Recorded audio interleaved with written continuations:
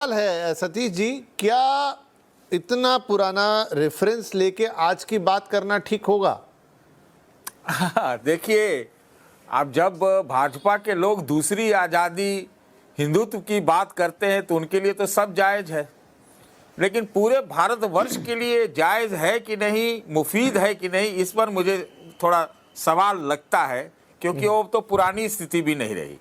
अब तो वो 1947 वाली भी नहीं रही ना, तो अब बहुत आगे चीज़ें बढ़ चुके हैं। एक बात। दूसरी बात, जब पूजा जी ये कहती हैं कि मुस्लिम लीग के साथ, एकदम बिल्कुल सही कह रहे हैं कि इनकी सरकारें थी, है ना, उसे अपना ये दामन छुड़ा सकते हैं, कहेंगे इस समय तो बीजेपी थी ही नहीं, ये कह सकते हैं। लेकिन इनसे पूछिए, विजय जी से, कि भाई जिन्ना के मजार पर कौन कांग्रेसी गया था चादर चढ़ाने? ये कोई आज तक मुझे जवाब बीजेपी वाला दे नहीं पाया है। मैं दे देता हूँ सतीश जी, आपको अभी दे देता हूँ मैं जी। विपिन जी जवाब दूं मैं? हाँ, दीजिए जी। सतीश जी, आपको याद रखना चाहिए कि एल के अडवाणी हमारे फाउंडर मेंबर है भारतीय जनता पार्टी के, और इस कारण तो उन्होंने ही तो चादर चढ़ाया था। अरे मैं वही पूछ रहा हूँ सतीश जी आप वरिष्ठ हैं, थोड़ा धैर्य पूर्वक सुनिए, पूरी बात सुनिए। फाउंडर मेंबर होने के बावजूद, इतने बड़े पद पर, महत्वपूर्ण पद पर रहने के बावजूद उनको इस्तीफा देना पड़ा था। आपको भी पता होगी कि कार्य समिति की जब हमारी मीटिंग हुई उसके बाद में उनको इस्तीफा देना पड़ा। तो ये हमारी आइडियोलॉजी, हम कभी आइडियोलॉजी के साथ समझौता नहीं करते, चाहे हमारा कोई कितना बड़ा नेता हो। ये आपको और सारे देश को पता है। तो हम ऐसी बातें, और रही बात कांग्रेस की, तो कांग्रेस की तो आप देखिए, मनमोहन सिंह, राहुल गांधी, इंदिरा गांधी, जवाहरलाल नेहरू कहाँ अफगानिस्तान में जाके बाबर की मजार पे फूल चढ़ाते हैं। बताइए आप मुझे, वो क्या लगता है इनका आक्रांता? बता दीजिए ना आप मुझे, वो आक्रांता से क्या संबंध है कांग्रेस पार्टी का? तो ये कांग्रेस पार्टी का चाल चरित्र चेहरा रहा है। तो इसमें मुझे कोई कहने में गुरेज नहीं है कि अगर किसी ने गलती की है तो उसको सजा मिले। अच्छा, एक सवाल मैं चांद साहब से पूछना चाहता हूँ। एक मिनट, सबके पास आता हूँ। चांद साहब, मुझे एक बात बताइए, कांग्रेस ने तो ठीक है, जो पास कर दिया, अपना रिजोल्यूशन कर दिया, समाजवादी पार्टी का इस पे क्या स्टैंड है कि क्या दो ही स्टैंजा गाने चाहिए? देखिए, हमने तो अपनी बात के पहले ही कहा कि बात यह है कि इस पूरे विवाद पे, जो भी विवाद चल रहा है, वो गैर जरूरी विवाद है। वंदे मातरम से किसी को क्या आपत्ति हो सकती, क्या दिक्कत हो सकती है? हम जिसको किसी स्टैंजा से या लाइन से कोई दिक्कत या परेशानी है, वो अपनी बात कह सकता है। बहुत देश में बहुत से प्लेटफॉर्म है, न्यायपालिका भी है, बहुत सी चीजें हैं, आप अपनी बात कहिए। लेकिन देखिए, समाजवादी पार्टी समझती है जिस समय मुद्दों की बात होनी चाहिए, हम वंदे मातरम की बहस करके कहीं ना कहीं जो देश के मुख्य मुद्दे हैं, बेरोजगारी, महंगाई, पेपर लीक के मुद्दे, उनसे कहीं ना कहीं ध्यान भटका रहे हैं। और फिर बात कह रहे हो, लेकिन अभी चूंकि आप बात इस पर कर रहे हैं, मैं अपनी 10 सेकंड, तो मैं सिर्फ आपका जानना चाहता हूँ। नहीं, मैं तो ये जानना चाहता हूं कि भारतीय जनता पार्टी के जो प्रवक्ता बैठे हुए हैं, क्या इनको वंदे मातरम आता है? अरे 2, 4, 6 स्टैंजा जो भी आता है, क्या आता है? भारतीय जनता पार्टी के युवा मोर्चा के अध्यक्ष दिल्ली के, उनसे एक पत्रकार ने कहा कि वंदे मातरम सुना दीजिए, भाग खड़े हुए। तो मैंने अपनी बात के शुरू में ही कहा कि देश का जो नौजवान है, देश के जो बच्चे हैं, जहां वंदे मातरम, जहां उनको सिखाया जाना चाहिए, जहां उनको पढ़ाया जाना चाहिए, वो प्राथमिक विद्यालय आप बंद कर रहे हैं। आपने कैसे अध्यक्ष पैदा किए? भारतीय जनता पार्टी के जो दिल्ली के अध्यक्ष है, जिनको वंदे मातरम नहीं आता, लेकिन विरोध के लिए वो वंदे मातरम पे ही गए थे।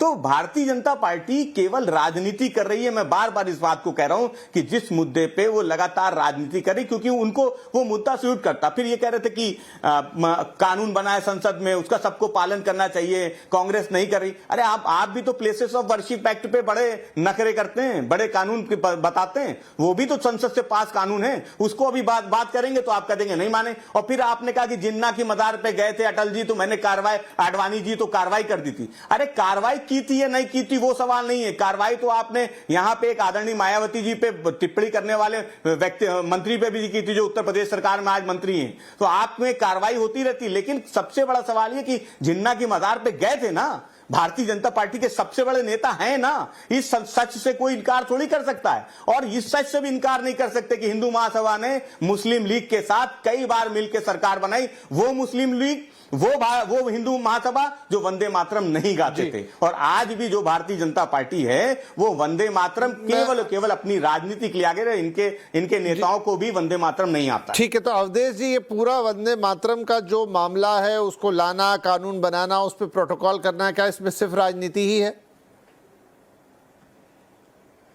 अब इसका क्या उत्तर दिया जाएगा? जिस वंदे मातरम ने हमारे सैकड़ों क्रांतिकारियों को फांसी पर झूलने की प्रेरणा दी, जिस वंदे मातरम ने देश को स्वदेशी आंदोलन दिया, जिस वंदे मातरम ने बंग भंग का विरोध किया, जिस वंदे मातरम और आनंद मठ ने देश में नए सिरे से भारत की भक्ति और अंग्रेजी के दास्ता से मुक्ति का दिया, जिसको महर्षि अरविंद ने क्या लिखा है, अब उसके बारे में आज की राजनीति ऐसे बोल रही थी। इसका क्या उत्तर दिया जा सकता है?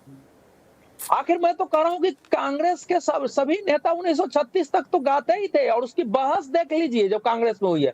कई मुस्लिम नेताओं ने कहा है कि मुस्लिम लीग के दबाव में हमको नहीं आना चाहिए कांग्रेस के अधिवेशन में। अब इसका तो कोई उत्तर ही नहीं दिया जा सकता है कि हाँ ये तो लगता ही नहीं कि ये भारत देश है। कुछ भी बोल दीजिए। सतीश जी इतने सीनियर पत्रकार है, क्या क्या बोलते हैं। अब मैं उसका कोई उत्तर ही नहीं देना चाहता हूं कि वंदे मातरम को क्या है, तो तिरंगा झंडा नहीं है, सब चंडू खाने की गप है।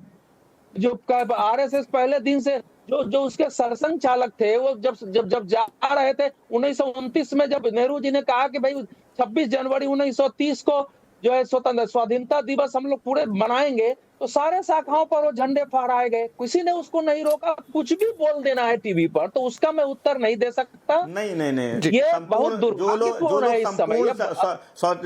आजादी की बात नहीं करते थे वो आप गलत बता रहे हैं। आप जी, सतीश जी भी कुछ बोलना चाह रहे हैं। आपको नहीं मालूम है, ये सारे इतिहास जो है देश में झूठ बनाया गया है। ये देश में आजादी के लिए सभी विचारधारा के लोग अलग अलग तरीके से, ठीक है, सब लोग बोलना चाह रहे हैं, लेकिन सतीश जी बहुत देर हो गई, मैं जा नहीं पाया उनके पास। जी, पहले आपसे। अवधेश जी को भी एक झूठ का इतिहास लिखना चाहिए।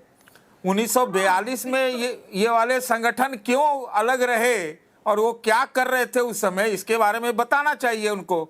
1942 में क्या थी इनकी गतिविधियां, क्या थे इनके रुख रवैया। नंबर 1। नंबर 2, मैं जवाब देना चाहता हूं विजय शर्मा जी को। अवधेश जी तो हमारे मित्र हैं।